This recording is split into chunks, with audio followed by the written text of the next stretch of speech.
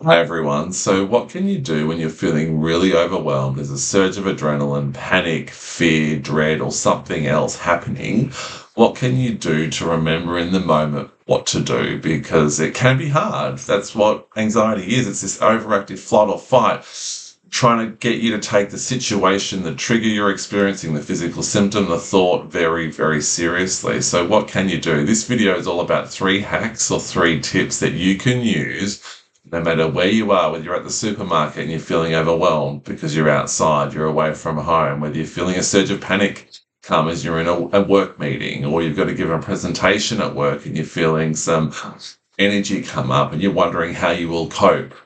You're at a social event and the same thing's happening. What 3 things can you try and remember to do? Now, if you're new to the channel, please watch the Anxiety Cure video series because everything I say here is aligned to understanding what anxiety is, understanding the sensitization of your nervous system, how adrenaline thinks you're feeling and gets you off, affects your thoughts and gets you off track.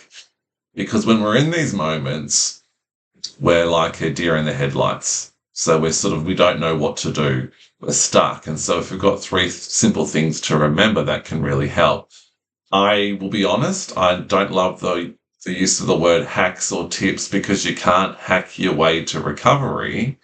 So I say this in context that these are 3 simple things to remember that are aligned to all the deeper work I do. You need to practice your way to recovery with understanding. So please also check out the masterclasses on my website, but also the guided practices, because that's how you really make the shift, desensitize your nervous system to recover.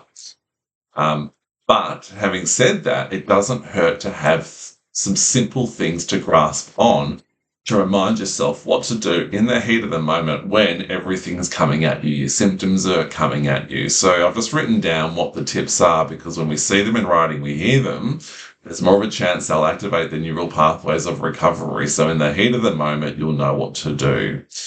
So the first one is just to simply slow down. Super simple, right? Remember, the flight or fight response is trying to get you to do the opposite of this. It's trying to get you to speed up. So, because it's treating the trigger that you're involved in, being outside, driving, smell, a thought, a physical symptom, as though there's some sort of physical threat, as though there's some sort of tiger. We know that's not true now, again, because of all the other work I do on this channel. So the body wants you to speed up. So what we can do is slow down. I'm going to walk slow.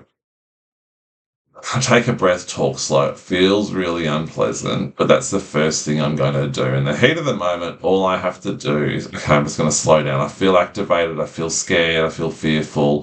Just going to try and slow down as best I can. Now that brings me to the second thing, because it's not easy to do, right? It's not easy just to slow down when your body's screaming at you to do the opposite.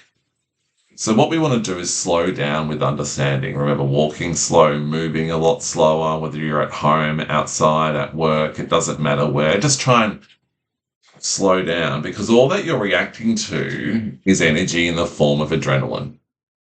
So it's just adrenaline causing you to be so fearful in the heat of the moment. Remember, it's your flight or fight, not dangerous, not serious. It's just adrenaline. Adrenaline activates when we're exercising and we don't bat an eyelid when we get those same feelings when we're exercising. So it's just like you're exercising, heart's racing, adrenaline surging, you get all different sorts of symptoms.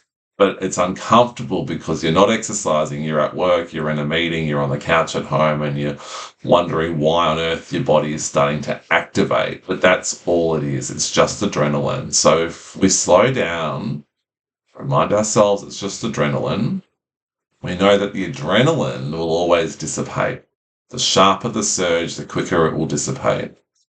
So the adrenaline feeling your symptoms or how you feel right now will always dissipate. So you don't have to worry about it. Again, harmless adrenaline, highly unpleasant. It's okay to remind yourself it's difficult, it's hard, it's tough, but it's still just adrenaline and just unpleasant, and it can't hurt you in that sense. Remember, it's the same energy that comes up when we're exercising. So therefore, if we're slowing down, reminding ourselves it's just adrenaline, All we have to do is actually not try and stop it.